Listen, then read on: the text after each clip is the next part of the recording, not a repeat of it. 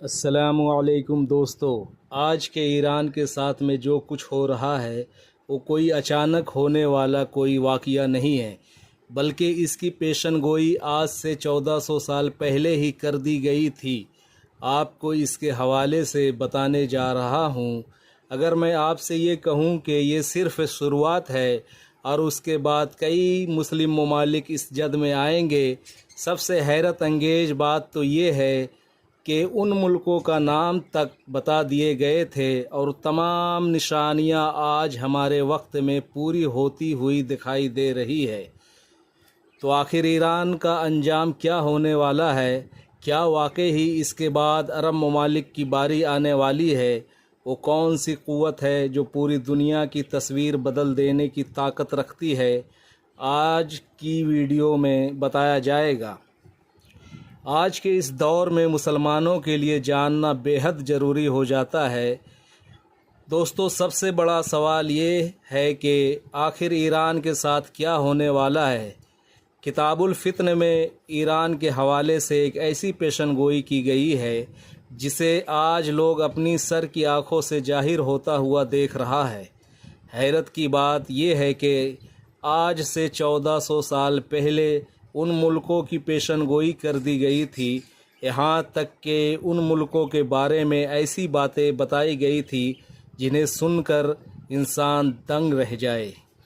ذرا سوچئے، آج سے سینکڑوں سال پہلے آپ علیہ السلام نے آج کے دور میں رونما ہونے والے واقعات کو بیان کر دیے تھے، اپنی امت کو اس فتنے سے آگاہ کر دیے تھے۔ موجودہ حالات کو دیکھ کر ہر انسان کو یہی محسوس ہوتا ہے کہ آخر یہ جنگ کہاں جا کر رکے گی اور ایران کے بعد اگلا ہدف کیا ہوگا۔ آج ہم بات کرنے والے ہیں ایران یعنی قدیم فارس کی۔ دوستو، کتاب الفتن میں ایک ایسی روایت ملتی ہے جس کے بارے میں علماء نے بیان کیا ہے اور قوم اس بات پر متفق ہے کہ آج کے ایران کے حالات پر وہ بالکل فٹ بیٹھتا ہے۔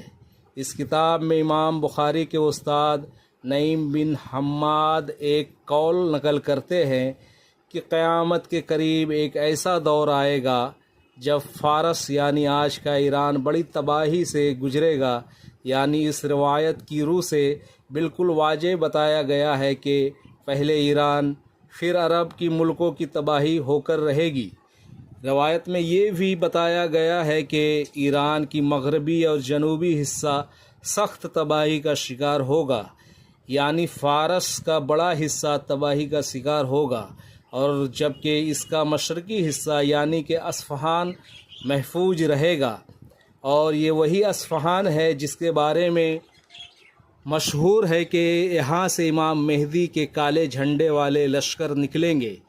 دوستو، آپ کو جانتے ہوں گے کہ یہ ایران ان چند ملکوں میں سے ہے جن کو مکمل طور پر فتح کرنا ہمیشہ مشکل رہا ہے۔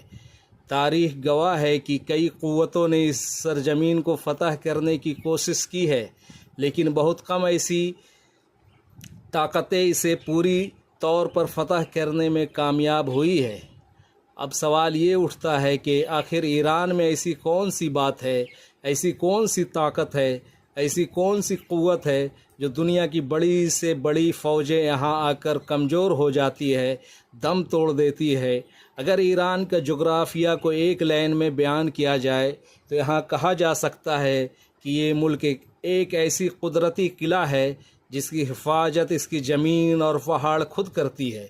اس ملک کو چاروں طرف سے بلند بالا پہاڑوں نے گھیر رکھا ہے، اور جہاں پہاڑ نہیں ہے وہاں تپتا ہوا صحرا ہے، ریگستان موجود ہے جو دشمن کی پیش قدمی کو بے حد مشکل بنا دیتا ہے۔ اگر آپ نقشے پر ایران کو دیکھیے تو آپ کو سمجھ آ جائے گا کہ آج تک امریکہ جیسی بڑی فوجی قوت اپنی فوج کو آسانی کے ساتھ کیوں نہیں اتار پائی۔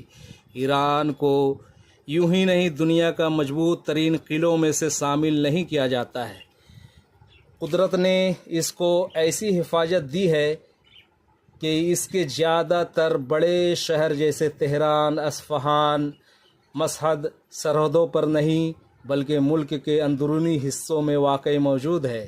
یعنی جو بھی دشمن اس ملک میں داخل ہونا چاہتا ہے اسے پہلے پہاڑی اور بے حد سخت دشوار گزار صحراؤں کو عبور کرنا پڑتا ہے، جو بے حد مشکل اور دشوار گزار ہے، جس کی وجہ سے ان کی حالت پہلے ہی خراب ہو چکی ہوتی ہے۔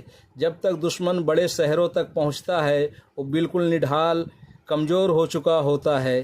وہ یہی سب سے بڑی وجہ ہے کہ دنیا کی بڑی بڑی طاقتیں بھی ایران پر زمینی حملہ کرنے سے پہلے 100 بار سوچتی ہے، یہاں تک کہ امریکہ کا بھی ایرانی زمین پر اپنی فوجیں اتارنے میں ڈرتی ہے۔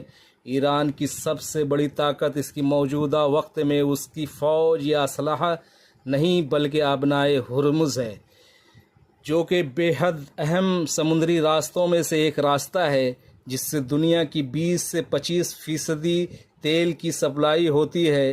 ذرا سوچئے یہ راستہ مکمل طور پر بند کر دیا جائے، جو کہ کچھ دنوں کے لیے بند بھی کیا گیا تھا، پھر کیا ہوا؟ پوری دنیا کی معیشت برباد ہو کر رہ گئی تھی۔ لیکن یہ عرب ممالک یہ سوچ کر بیٹھے ہوئے ہیں کہ یہ آگ اس سے دور رہے گی۔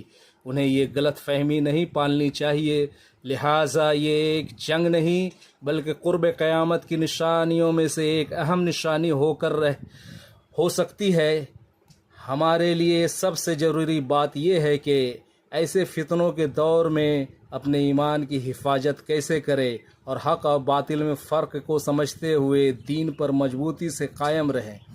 دوستو، اب یہاں پر سب سے بڑا سوال یہ پیدا ہوتا ہے، اس بربادی سے مسلم دنیا کو کون نکالے گا، اور اس سے بڑھ کر دجال جیسے بڑے فتنے سے امت کو کون بچائے گا؟ دوستو، اس دور فتن میں امام مہدی کا ظہور ہوگا جو امت کی قیادت کریں گے اور دجال جیسے فتنے کے مقابلے میں کھڑے ہوں گے۔